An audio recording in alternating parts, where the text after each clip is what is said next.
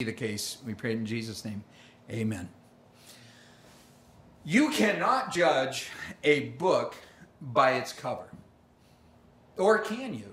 Maybe you can. I look over here and I see Carissa's wonderful Bible. It's got a purple fuzzy cover. That's always been one of my favorite Bible covers of all. But, you know, it's the same text on the inside. But I think you kind of can. I was looking at this. You can judge an album by its cover. Like, okay, probably pass on that one. All right, best of the new seekers. These guys look a little old. They were new when they were seeking, but they are probably the new geekers. But you could guess what this music might be like, right? You don't have to listen to the album to know what you're in store for, right? And you might say, well, no, I kind of like that stuff. Well, I do too. I like some vintage music and stuff. You know this guy, but I don't think you'd have to know this guy to know what you're in for when you're looking at that. You're looking at Gold LeMay music, right? I mean, it's going to be Las Vegas-y. And then you got the Righteous Brothers. Love these guys. These guys are amazing. But those pants, oh my, those pants. And so you can, in some sense, know what you're in store for when you look at a cover. And so I think about this. The great deal of an album or a book release, it goes into the design of the cover. I mean, any musician knows one of the things they try to do on most cases is get a cover that suggests what's inside, that makes people want to like look deeper, like listen more. They don't want to just go by in the rack and go, well, I hate the cover, I'd probably hate the music, right? But it appeals to a certain person. And we're right here in a record store, and I think about it. I think about an example from my own life.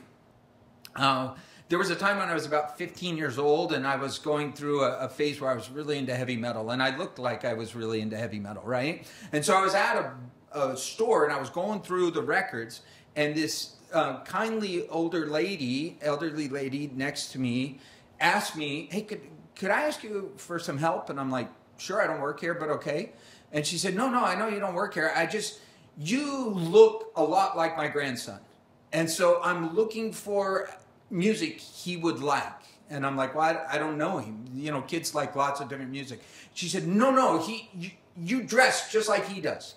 And I'm watching that you're kind of like looking through certain things. And she picks a certain album out, and it was actually an AC/DC album. And she asked me, is this bad? And I said, well, I like it. And she said, well, yeah, but is it bad? Is it loud? And I said, well, it's loud if you turn it up loud. You know, I guess any music could be loud or soft. But she's like, you know what I mean? Like, is it screaming and yelling and blah and everything? And I'm like, yeah, pretty much. She said, thank you.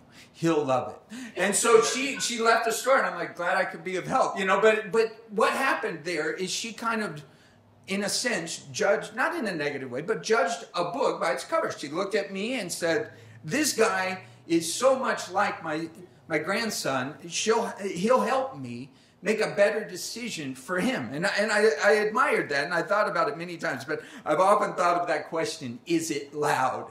You know, and I'm like, well, it could be. And so today I titled the teaching, Books and Covers, Looks and Lovers. And that's my album cover for today's teaching. You know, and you go like, I don't know if I want to listen any further. But maybe you do. I'm hopeful that you do. I mean, I think about that, and this is a title for a song, Freddie. If you want to write a song, there it is. Books and Covers, Looks and Lovers. But the idea is that so often someone will look at someone's look, but they don't necessarily look below the surface to somebody's love, right? Is this person a lover or a hater? They might look at someone and go, I hate your look.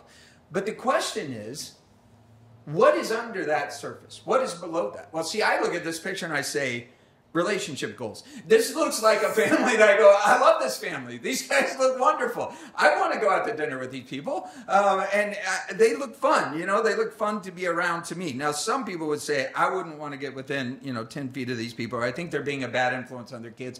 Actually, if you want reverse psychology, all you got to do is be really wacky and your kids will be really normal, right? I mean, that's part of the deal. It's like they'll go like, ooh, mom and dad, I'm going to rebel against you and be like, reasonable. And so I think about this, again, if someone doesn't like the look of the cover, they're probably not going to buy the book or even look at the book. And again, the reason I think about this, it's not just a catchy title, hopefully, or a funny font or a unique family photo. See, I think this is actually one of the most important concepts of the New Testament. And it seems important enough that it's dealt with so many different ways. And today, if you just look at the surface of what Paul says, I think you'll miss the message all the way. I mean, you'll completely miss the message. And it forces us to address, I think, again, one of the most important biblical questions, which is what is cultural and what is not? What is for then and what is for all time? What is something that, yeah, it fits into the cultural context, but there's a principle there that even when culture changes, even when outward things change, well, there is something that never changes. Something that is a truth that we can take no matter what the outward things look. Because again, when you think about this, I think it's very important to remember that this was a place far away and a long time ago. And yet God wrote something in that place and time that was for places like David's, all the way over here. And today's teaching talks about hairstyles and head coverings. And in a way, you could say, this absolutely has nothing to do with my life today. It has to do with roles and responsibilities in marriage. And in those cases, it can be something that sounds very, very old-fashioned. People say, no, no, no, we've gone so far past that. It sounds so foreign and strange to us. But again, if we trip over the things that were there in time and we miss the timeless things, what a tragedy that would be. Again, sometimes people go, I don't like a certain style of music, but there's amazing things that happen during different eras of music that a true musician listens to and says, that from the 30s, that thing, or the, big band music, it may not be the rage today, but what I can learn from the quality of these musicians if I will look for the central thought. And so here's one of the thoughts I had. This is dating me somewhat, but some of you will recognize him right away. This is Eddie Haskell. He was from Leave It to Beaver. Okay, why am I giving you this intro? Because again, the idea is so important that if we miss it, I'm going to take several angles to it. God notices how we love on the inside, not how we look on the inside. I mean, how we look on the outside. God notices how we love on the inside, not how we look on the outside. And that's even one of the big contrasts in the Bible between the way people are. People see the outside. They judge by the cover, and they can't look much beyond that because God alone has that capacity to really look at the heart of a person.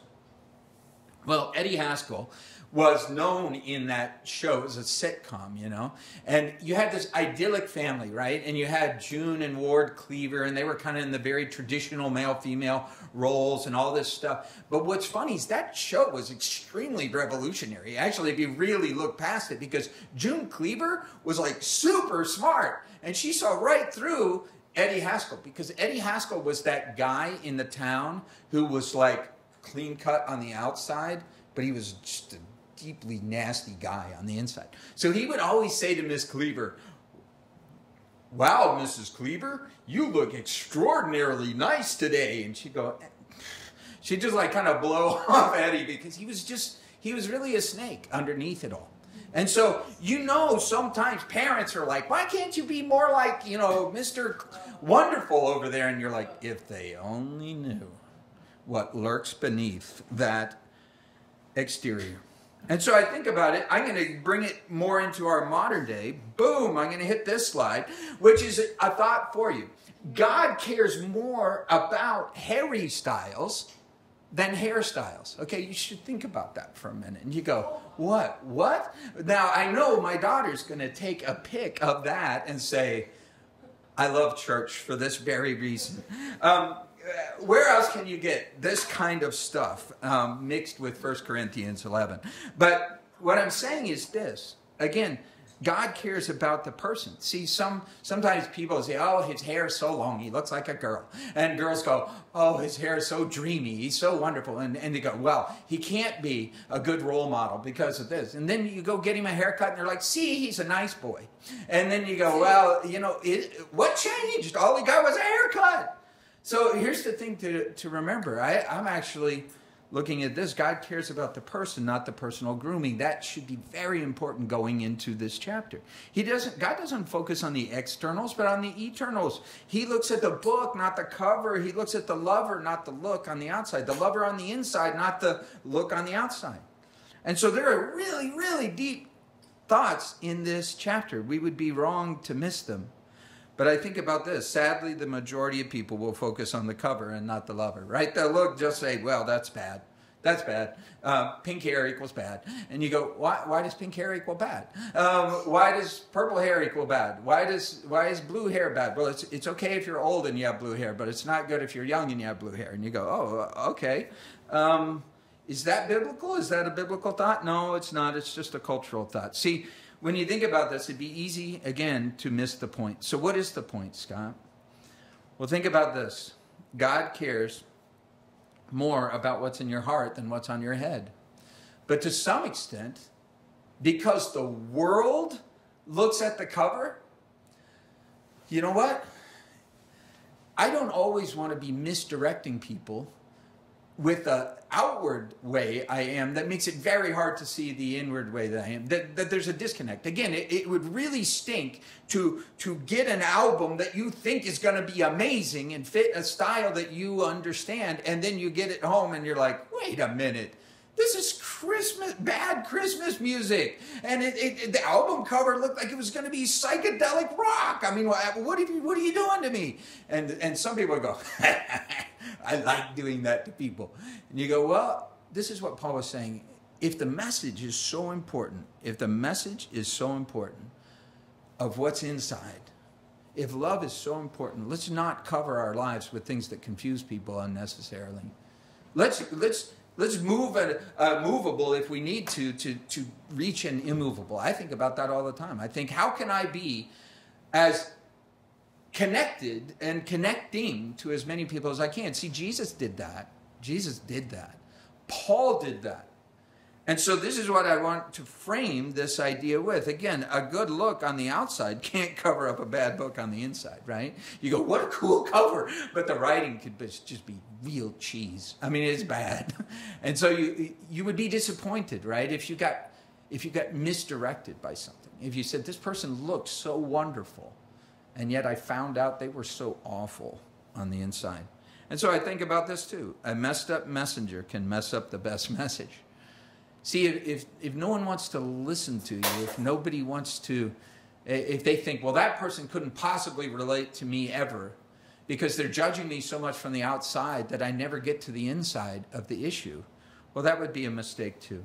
And so these are the points that I want to make. The letter to the Corinthians, Paul talks about all kinds of social situations that were extraordinarily relevant to the first readers, right? These are the moments that they're thinking about. Can I throw one out? You'll remember it maybe if you were here, or if you're familiar with the contents of Corinthian letters. Meat sacrificed to idols. It was a huge sticking point in that day and age. I don't know the last time any of you went to the grocery store and asked yourself, was this dedicated to Zeus? At the butchery, right? You ask the person. What are we asking? We're asking, was this, raised in a humane way? Was it, is it non-GMO? All these kind of questions. Paul wasn't answering, is this GMO or not, right? But what he's asking, he didn't even know what that was. What? Is it organic? I don't know. So this is the whole question, that some things change. Some things don't. What were the questions he was asking? People were asking for questions of conscience. I'm doing something where this is really troubling to me, and it's not troubling to the person next to me, and we're fighting over it because we're saying, like, well, that's sacrifice to idols, that's wrong. And they're saying, well, an idol is nothing, so it's okay. And they were both right, is what he was saying. You're both right, but you're both wrong. If you're letting something minor become something major, he says, if you have a conviction that you shouldn't do it, well, then you shouldn't do it. And if you have a clear conscience that you should do it and you can do it as unto God, then do it. He says, you're both right, you're both wrong. This is an amazing principle, but people go, meat sacrifice to idol doesn't have anything to do with me. And you go, hairstyles and head coverings doesn't have anything to do with me. And you go, oh, it has everything to do with us. If we'll think a little bit deeper. This is all I'm asking. So here in chapter 11, Paul starts talking about hairstyles. But this is the thought. Don't focus on the changing externals and miss the unchanging eternals, right? Isn't that what people do? Dusty old book, doesn't have anything for me. Holy Bible, I don't like the cover. I don't like what's in it. And you go, well, what if I covered in a purple fuzz? Would you like it? Well, I don't know. The contents don't change. The contents are still the challenge, right? I like it again. That's a nice cover, right?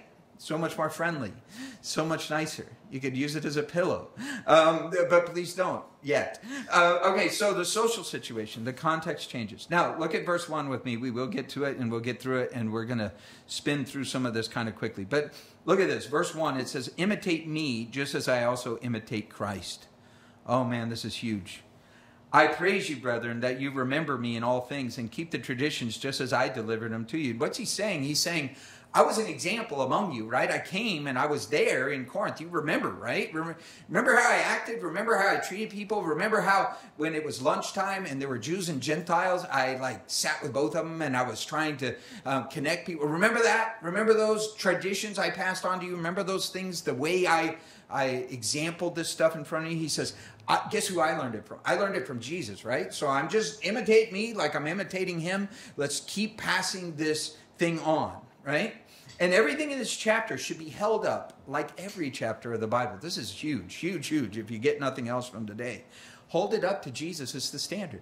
See, sometimes people will look at certain interpretations of passages that I go, yeah, the problem is that fails the Jesus filter test, which is, yeah, but how did Jesus treat people? How did Jesus take that truth and connect it to people? Well, let's see. Jesus was a leper hugger. Right? Jesus was a guy who went and told stories of good Samaritans when everyone around him thought Samaritans were bad and we ignore them. And he was constantly surprising and shocking people with the disciples even saying. His followers, his closest followers, didn't follow that closely. There were times where they're like, why is he talking to her? Doesn't he know she's a woman of ill repute? Exactly, he knows she is. He knows even more than they do. They're looking at her dress or lack thereof and thinking something of her, and he's like, but I'm addressing the things under the dress, right? All the way under, into the heart. See, I love this. He says, imitate me as I imitate Christ. So don't lose the track here that Paul is on. Jesus cared about the inside, not the outside. Jesus treated men and women as unique individuals. He did some really radical things in his day, like entrust the message of the gospel, the most important message ever, first to a woman. What? I mean, first to shepherds who were looked down on in their society. Like, don't trust the testimony of a shepherd. You know how they are. They're crazy people. And he says, well, I guess I'll give this amazing message to them first. His life, he talked to, again, people who others were saying constantly, like, why is he eating with them? Why is he talking to them? And so there were people who were really clean on the outside and they were ugly on the inside. And Jesus did talk to them too. And he addressed their ugliness on the inside. So always go beyond the externals to the eternals. This is what Paul's saying. Be a barrier breaker. And so that's an important thought, but see, here's part of the problem. Sometimes people become so iconoclastic, as they call it. Somebody's busting down every barrier that nobody wants to talk to them. Now all of a sudden they're alienating everyone, right? They're like, I don't care what anyone thinks of me. And Jesus wasn't like that at all. He cared deeply that people would get the message and not miss the message.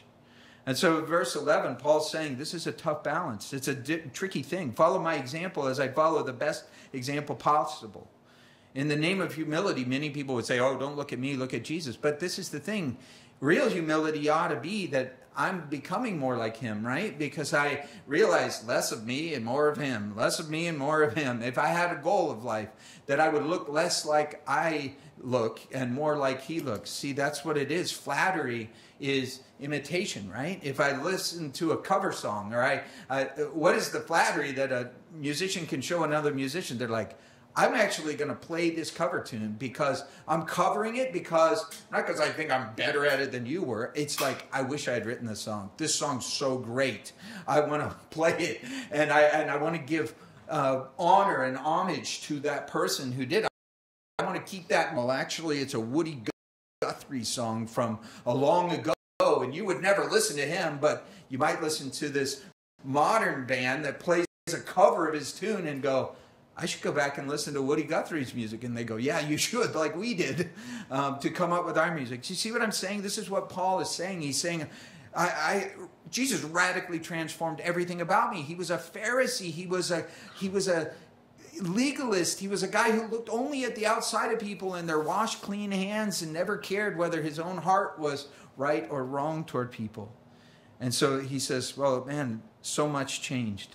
Imitate me. I'm just imitating Jesus. And as long as I'm getting him right, then you can look to me. But if I'm getting him wrong, then just look past me to him. This is really great. You know, kids, I'm hopeful that my kids in some ways can imitate some of the things I do. Every once in a while, I get a laugh at it because they'll tell a really bad dad joke, but guess where they got it?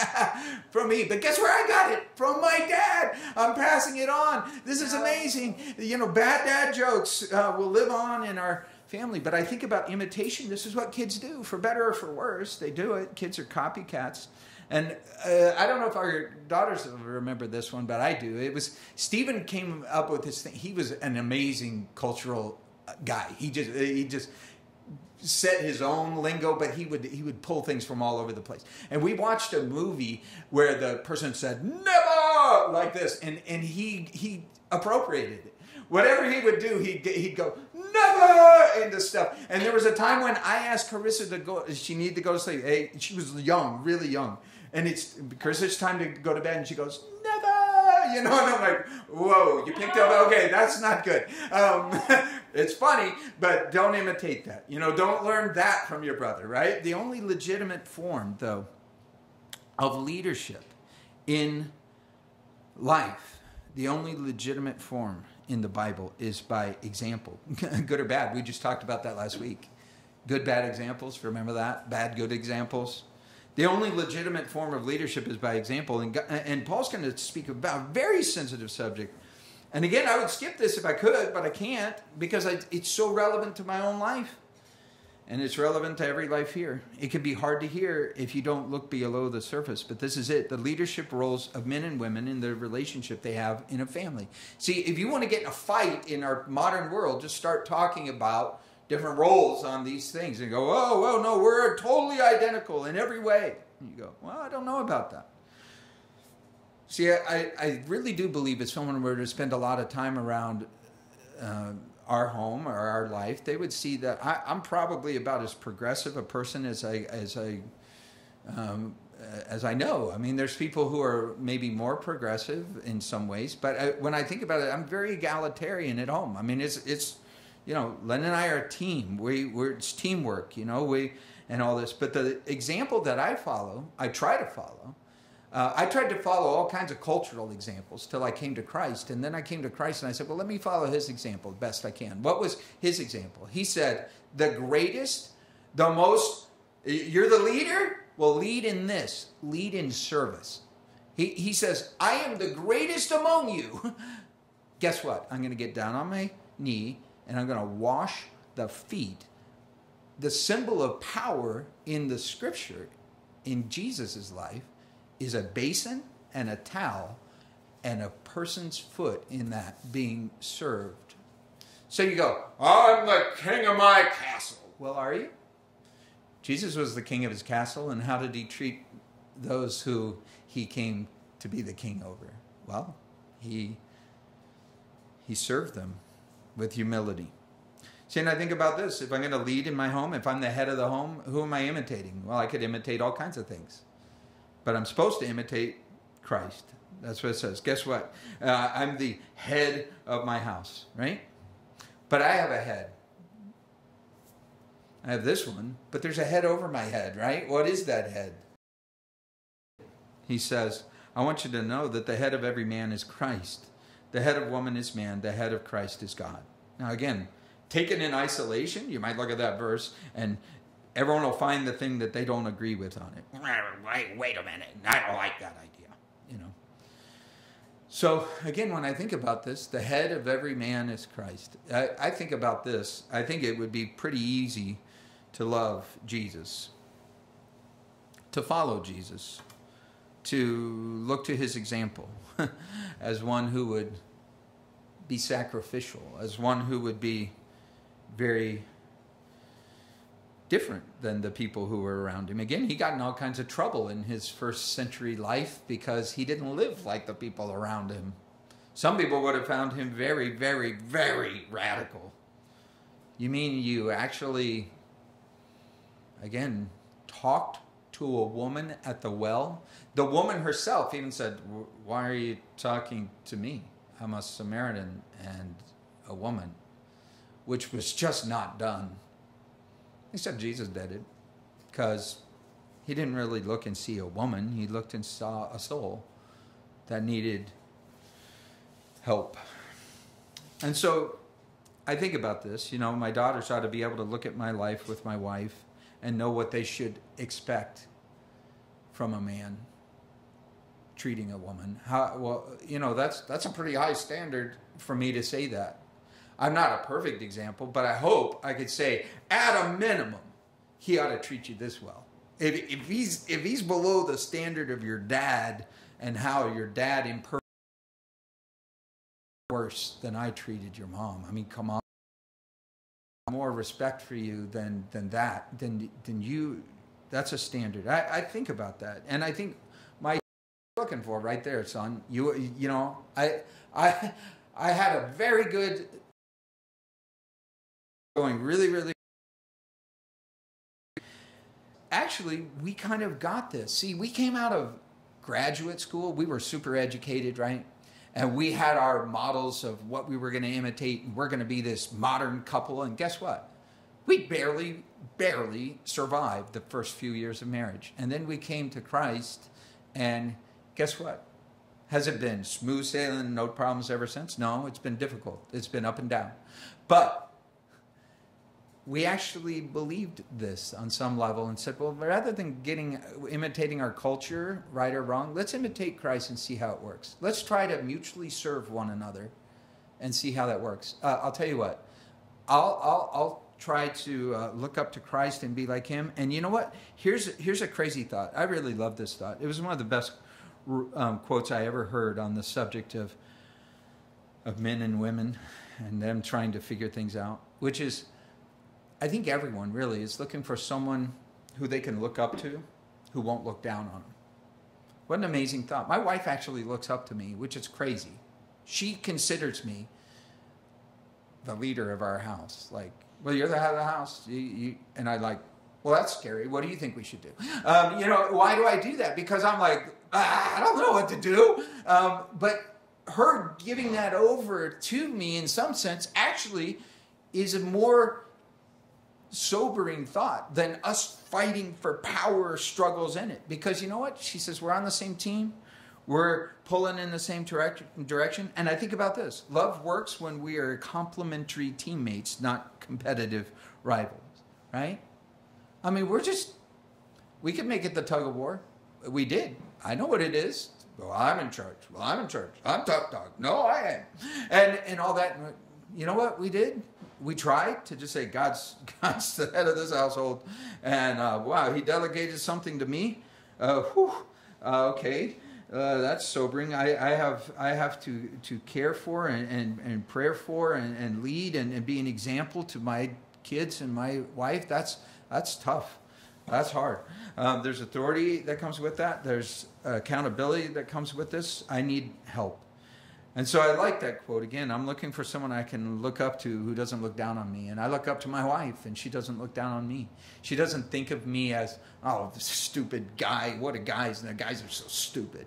And I think mutual contempt is a great way to have a very sad life. But mutual respect is an amazing foundation for healthy relationships, you know? When you think about it, where you go, man, I look up to you. Well, I look up to you.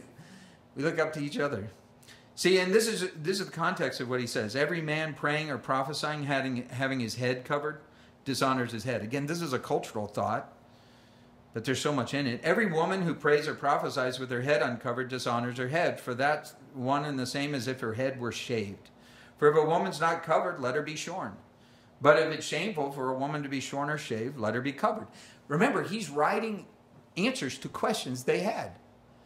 In that day, in that time, let me say, hairstyles have always been indicative in some ways of lifestyles. You can tell sometimes what people are like on the inside because of what they choose to be like on the outside, right? I mean, you can. Not perfectly, but somewhat. There's a heavy correlation there. And in those times, there were people who, like our times, there were ladies who covered their hair, there were ladies who didn't. But one of the worst things that you could do to dishonor a woman, like if they came in and captured slaves, what they would do, they would shave the women's heads.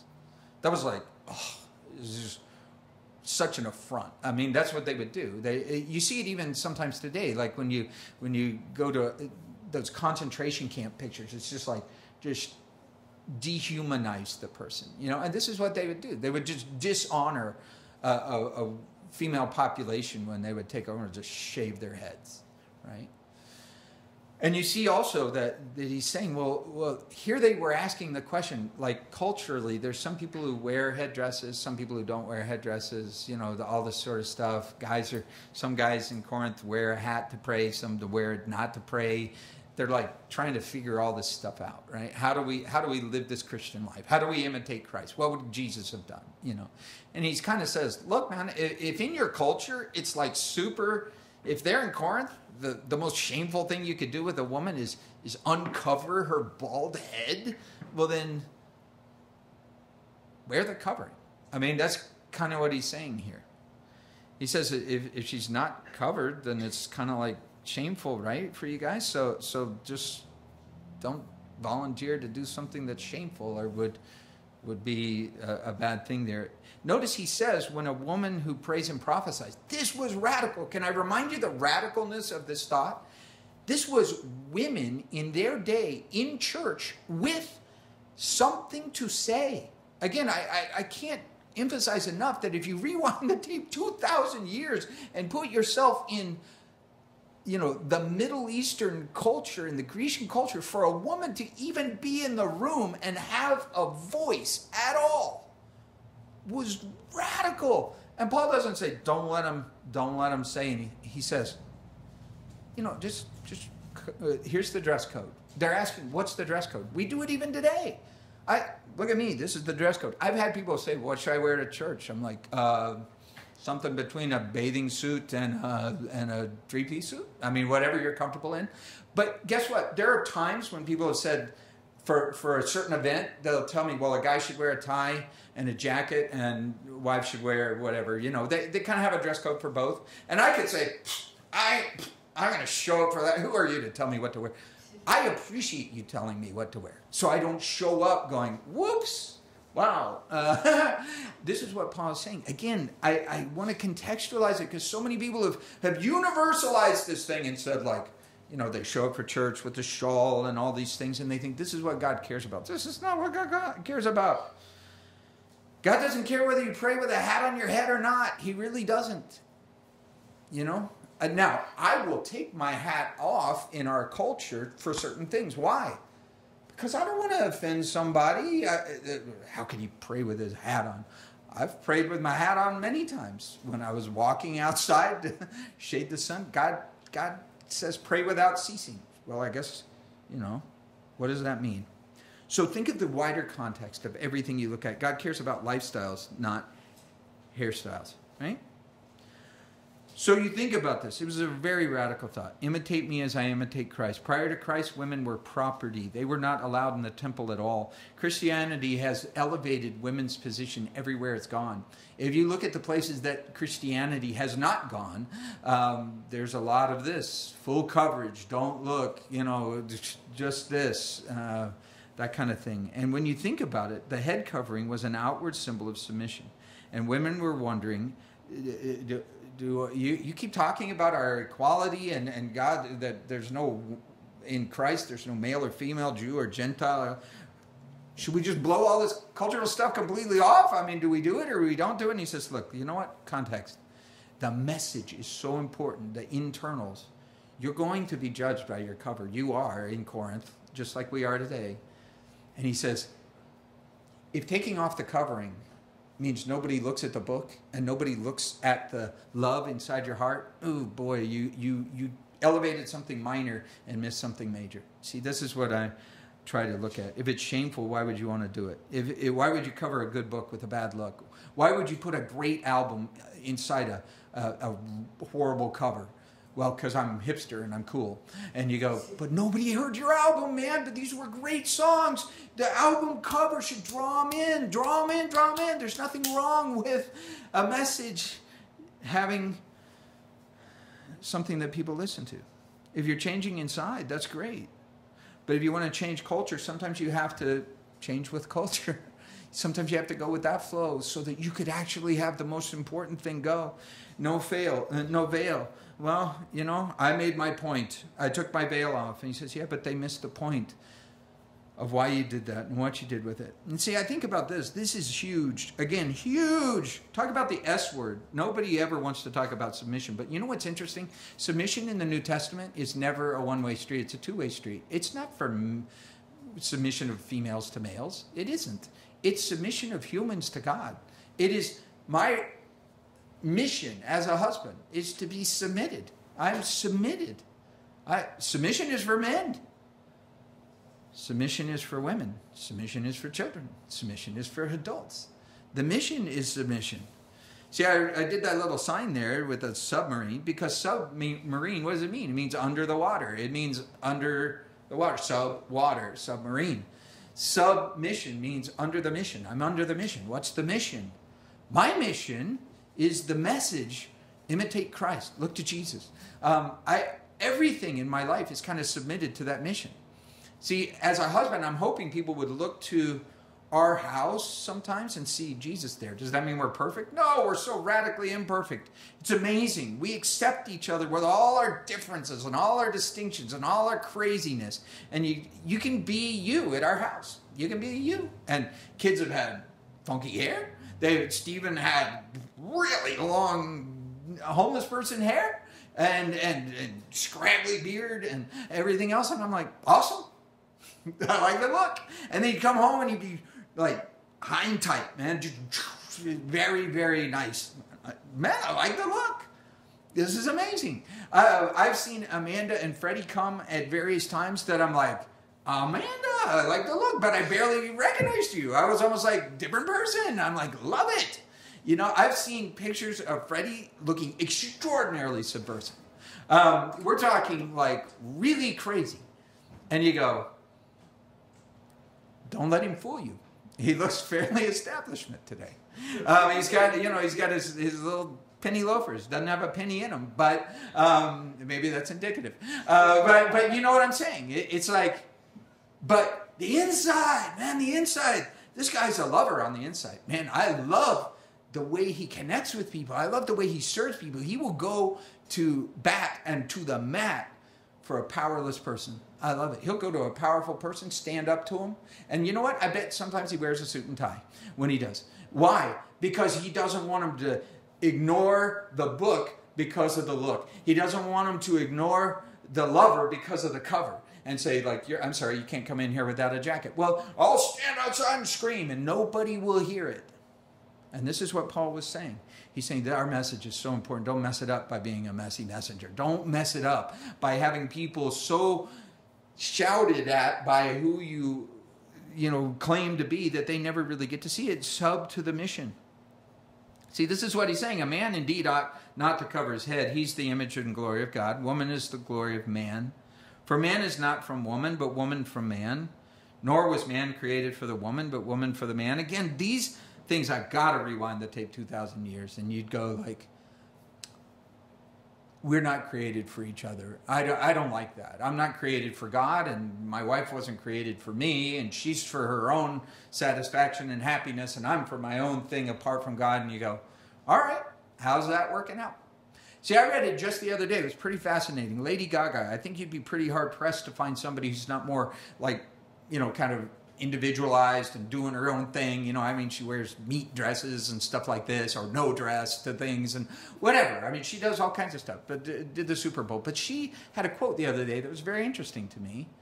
she was being interviewed, and she said, yeah, I sold 10 million albums and lost the love of my life. It was a man that she had been seeing, and she was like, we just couldn't hold it together somehow. And then she said, and then I sold 20 million albums, and I lost the next love of my life. And she said, I've just lost the third one. 3 guys that she had dated and given her heart to, and she was like, I got the Super Bowl, but I lost love. And I was thinking to myself, this lady, wow, how transparent, how true, how right, that she was like, sometimes you get one goal and you lose another. And so I think about it, you know what? If that's offensive to anyone, I'm sorry. But I think my wife was made for me. I mean, I say it that way and everyone goes, oh, how romantic. And you're like, no, she was created for me. Oh, well, wasn't she created for her? And people can get that way and you go, okay, fine. But you know what? She's released 2.0. That's what this is basically saying. God made man first, and he said, well, that was pretty good, but I think I can do better. To be man's inferior, well, that's why she was made? No. To be man's superior? No. Taken from the side.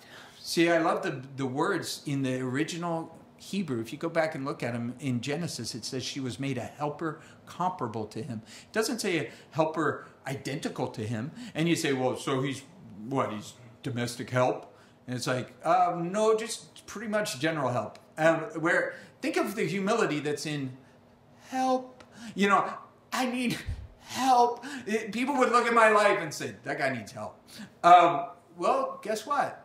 Len is a helper, comparable to me. Comparable, not less than me, not more than I am. She would correct my grammar and get it right. She would help me get it right.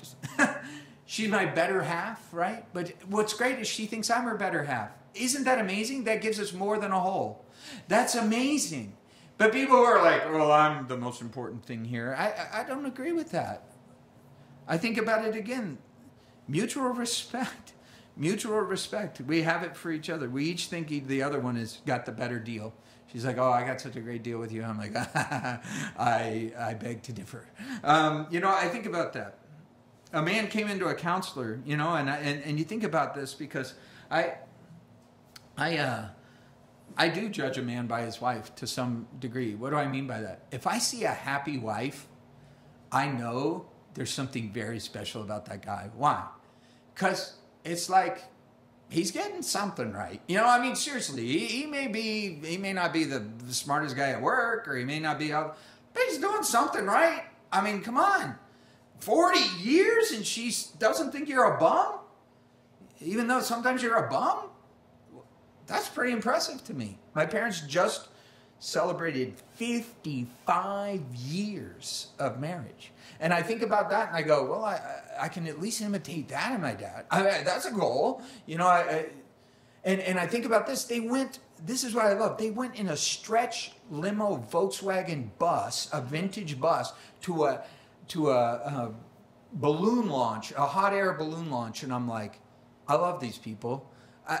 Relationship goals, right? This is like my parents. I'm like, thank you. Did they get everything right? Have I imitated everything they did? No. And I wouldn't encourage my kids to imitate everything I do. But imitate me as I imitate Christ.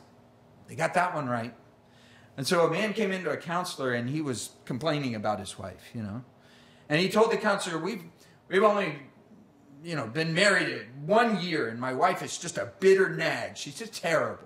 Look at her. Look at her sour face. And the counselor asked, this is a real story. I was the counselor. But I'm telling you, the counselor said, well, was she like that when you married her?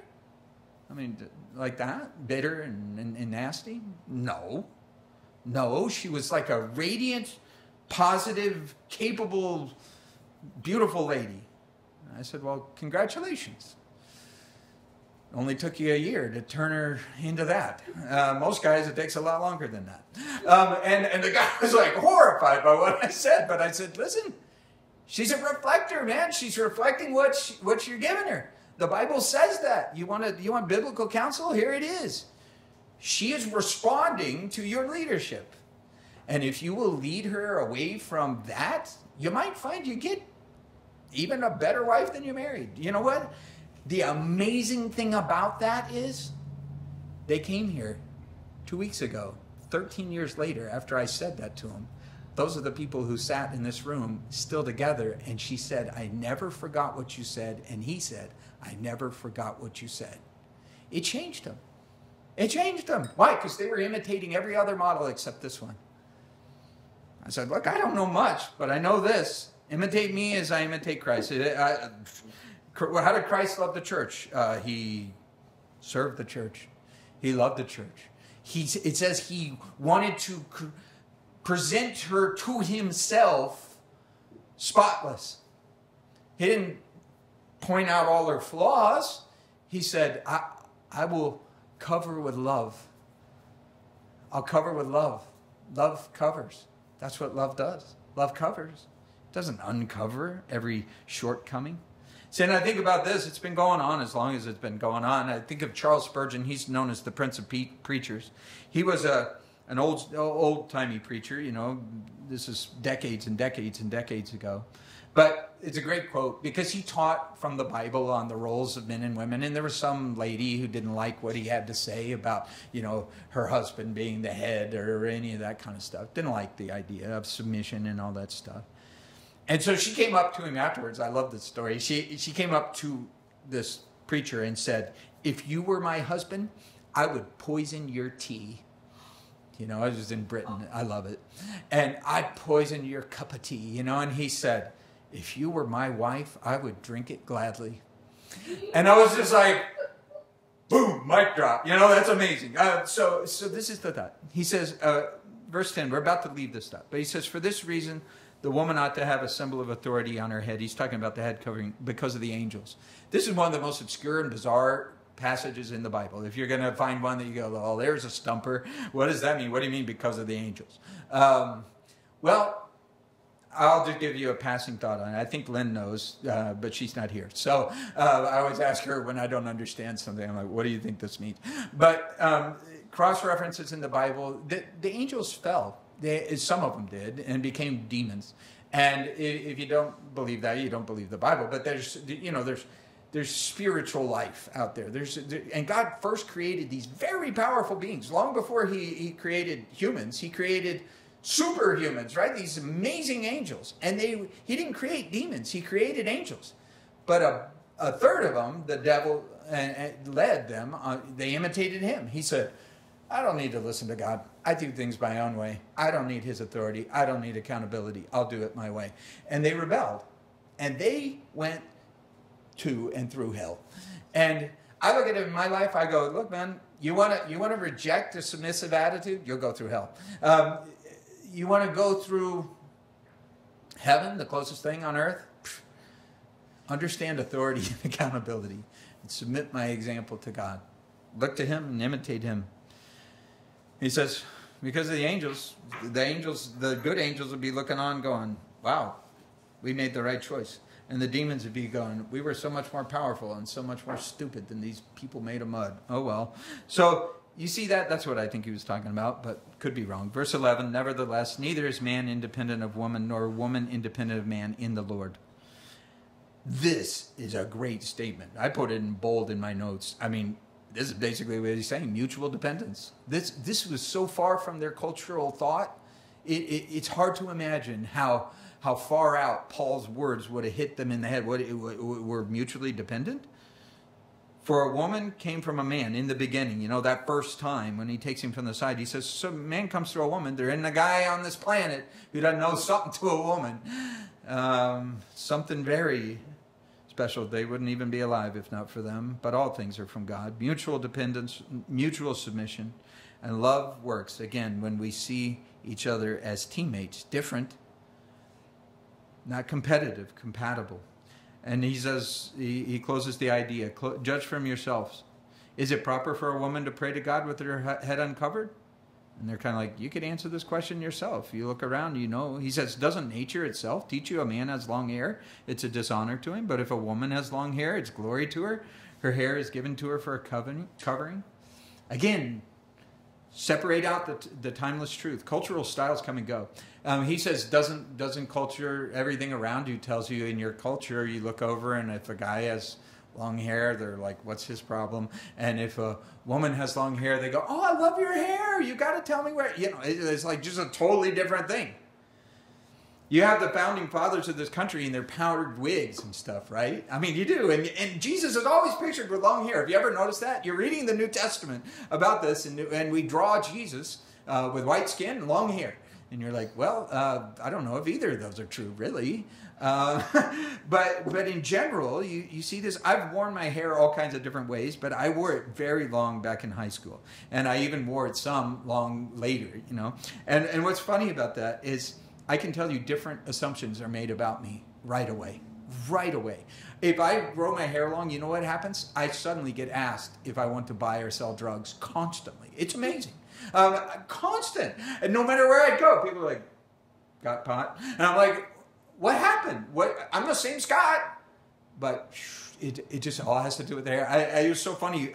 We were at a restaurant and someone came up behind us and said, what will you ladies be having? Oh, sorry. And it was just immediate, thoughts. And you go, well, times change, but they don't change that much. So I think about this years ago. I'll leave it with this, with a story from my own life, really, a really good one. There was a young guy who showed up at our church, and he was wearing dreadlocks, really nasty dreadlocks, though, a really pointy beard. It was long, pointy. It actually went into 2 points. It was pretty wild.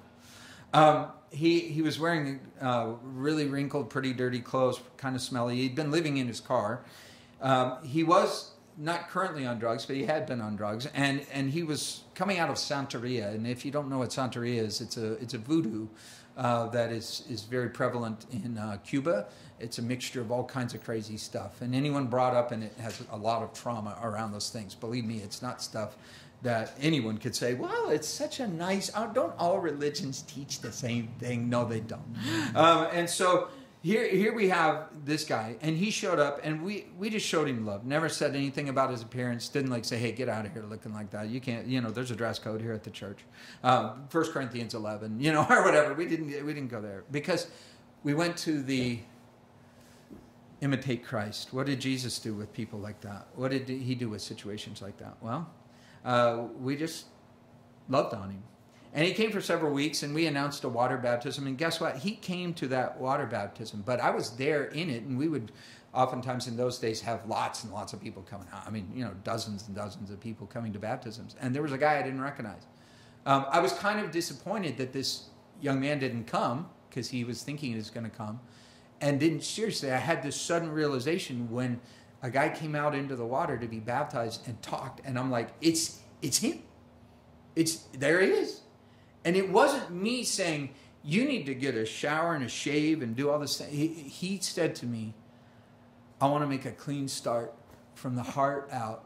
And he said, I couldn't think of a better way to do it than this. And I think about it to this day, that guy had family members come and say, what kind of church accepted him like he was and helped result in what he is today? That guy went to Bible college classes. Sometimes he let his beard grow and not grow, hair grow, not grow, didn't matter. But you know what? That guy, amazing transformation in that guy. And even to this day, he has such a missionary attitude. He has crossed more bridges to do more things for the gospel. And yet sometimes people would look at him and judge him from his outside. The Bible says we're living epistles, living letters, a walking Bible. That means people might not read the Bible, but they will read your life, right? You've heard that before. But I love Paul's conclusion in it. Verse 16, if anyone seems to be contentious, we have no such custom, nor do the churches of God. I mean, he's basically saying, I don't want to fight about it, really. I mean, don't fight about it. You want to wear your hat, wear your hat. I'm not going to argue with you. He says, but I'm telling you that people interested in imitating Christ are going to be people building bridges and breaking down barriers and crossing over to things and trying to reach across that through all eras. And culturally, again, things will change, but that will never change, that we will have to look past things in front of us and look deeper. Now, I'm going to close out today's teaching. You'll see there's a lot more, but I don't want to take more than about another 5 minutes to do it. So I'm going to read through it very fast. because it talks about communion, but you can read it later, but I want you to get the big picture. He says, now in giving these instructions, I don't praise you, verse 17, since you come together not for the better, but for the worse. Think about that with marital vows, for better or for worse. He's basically saying every time you guys get together, it makes things worse. It doesn't make things better. He says, first of all, when you come together as a church, I hear there are divisions among you, and in part I believe it, but there must be factions among you, that those who are approved may be recognized. This is really, really important as a thought as he goes into it, because he says, I hear there's divisions, and I believe it based on some of the stuff I'm doing. But he said, actually, there should be some divisions. There should be some good divisions. What are those good divisions? Well, you can't judge a book by its cover, but you can judge it by its contents. And he's basically saying, sometimes there are things you should separate from. See, I think about this very important, because sometimes our cultural message today is all ideas are equal. All ideas are equal. All ideologies are equal. Fascism is one possibility, and that's yours and that's your truth, but it's not mine, but it's cool, and we'll just all hug each other and it'll be great. But Paul says, you know what? Some divisions are good. Some things where you say, no, I'm not a part of that. That has nothing to do with me. And I'm not judging a book by its cover. I'm judging it by its content. See, again, not by its look, but by its love. That's why I look at this. There are good books and there are bad books. There are books, I don't care how pretty you put the cover, I don't want to read it. I don't want to read what's in it, and I don't want to do what it says. There are good ideas and bad ideas. There are good attitudes and bad attitudes. There are good actions and bad actions. And that might be even against some things that people think, but I'm okay with that. I am perfectly fine to be excluded from certain groups. Perfectly fine. I think about this. I am white. I am very white. My kids even look and go, we're pretty white, Dad, but you are like super white. And I am. I'm very white. And I'm not ashamed of being white any more than anyone should be ashamed of being any shade they are. But you know what? I am very ashamed of white supremacy and its resurgence in America. So don't judge this book by its cover and think, well, he's pretty white. He probably thinks that way. I don't think that way at all. But there's a lot of things. Someone might look and say, well, he's probably very conservative in his marriage, and he probably, makes his wife do all the work and all this kind of... No, I'm very conservative in my theology. That's why I believe I imitate Christ, and I try to be submitted and on the mission of serving my family. So when you think about this, again, he says, there's good division. That's okay. But the reasons they were dividing were race and class, rich and poor, privileged and not, powerful and not. And he says, that's wrong. See, and I love this thought here. Character is revealed when the powerful meets the powerless. Of all things you want to find out what's in someone, give them some power. What do they do with it? See, powerful people, nothing wrong with being powerful. Jesus was powerful. He says, all power is given unto me. And he washes the feet of the disciples. That's what he used his power for. Got money? It's great. Nothing wrong with money. What do you use it for? Got a position? Awesome. Praise the Lord. Got a platform? Amazing. That's great. Use it. Therefore, when you come together in one place, it's not to eat the Lord's Supper. For in eating, verse 21, each one takes his own supper ahead of the others. One is hungry, another is drunk. What? I love it. The translation I have, verse 22, just, what? Paul says, do you not have houses to eat and drink in? Do you despise the church of God and shame those who have nothing? What shall I say to you? Shall I praise you in this? I don't praise you. He's like, you wanted to hey, look at our cool love feast, man. We're having love feasts, just like you said. We're getting together, the rich and the poor, man, the powerful and the powerless. We're just one big dysfunctional family, man. Isn't that cool? He says, no, it's not cool. It's not cool. You're calling it the Lord's Supper, but what does it have to do with the Lord? You're calling it communion, but there's no community. There's no union. It's what we might call a potluck, but there was no luck in the pot. Paul says, the word Lord's Supper sounds great, but it's just words. It turned into a food fight. It turned into a demonstration, not of your spirituality, but your carnality. He says, you just wrapped a religious cover and called it a love feast. He said there was no love there.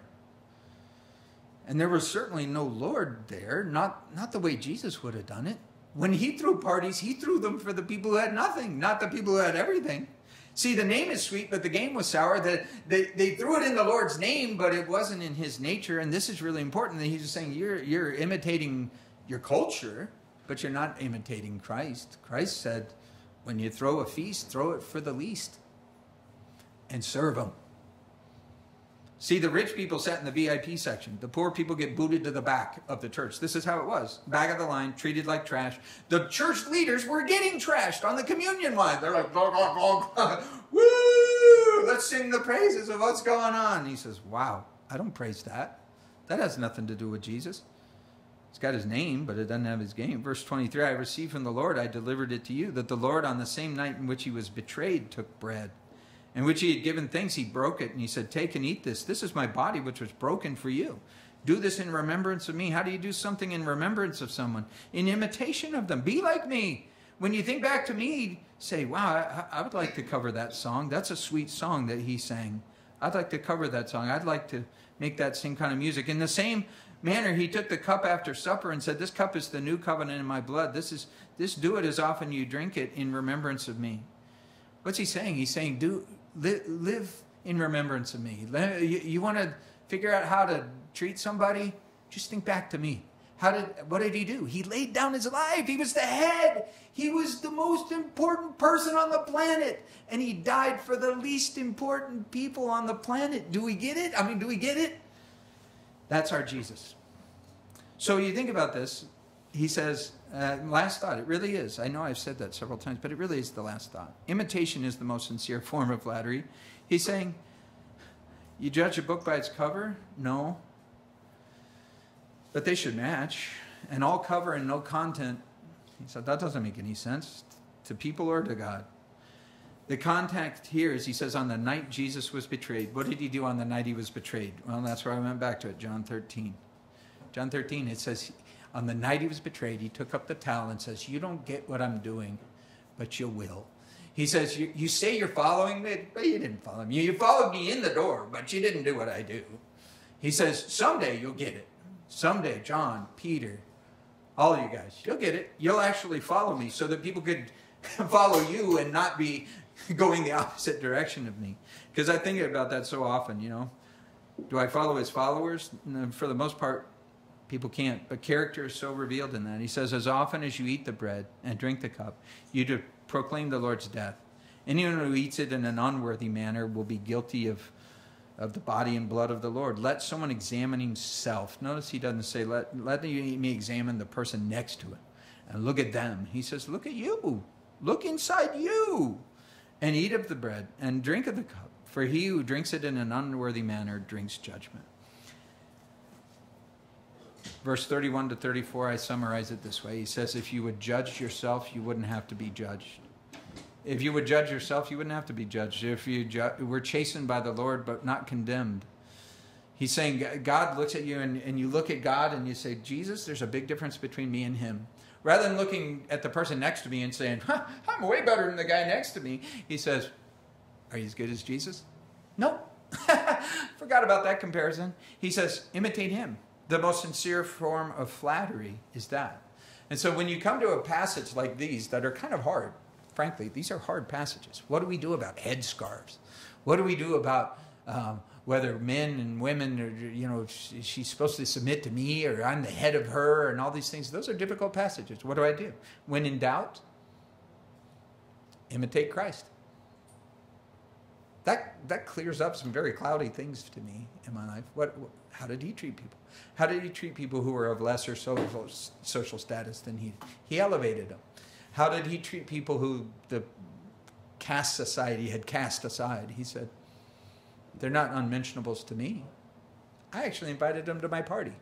And the rest of you guys didn't want to come because you didn't meet the dress code. You didn't clothe yourself with humility. So you think about that, God. I pray that you would take these things and make them relevant to our Monday or Tuesday or Wednesday, we're going to encounter people who maybe have a very legalistic view of Christ, and they think because someone looks different than they do that it's bad on the outside. But I pray, God, that you would give us x-ray vision, that we could seriously look as you do at people. Look at ourselves first. Judge ourselves that we not be judged. And that we would make sure that our heart hasn't grown hard to things, and that we are not making the mistake of thinking that because we cleaned up somewhat well on the outside that you are done with the work you're doing in us. So I pray that the next person we meet, we would see them as the mission field, to treat them as you would have. And we pray it in Jesus' name. Amen. Amen. God bless you. If you so desire, there's coffee and stuff out there for you to enjoy. And, Freddie plays an amazing song called I Don't Know Your Jesus. He doesn't have to do it, but if he wants to do it, this is an amazing song which talks just about these things. So again, you're free to go, move around. I mean, he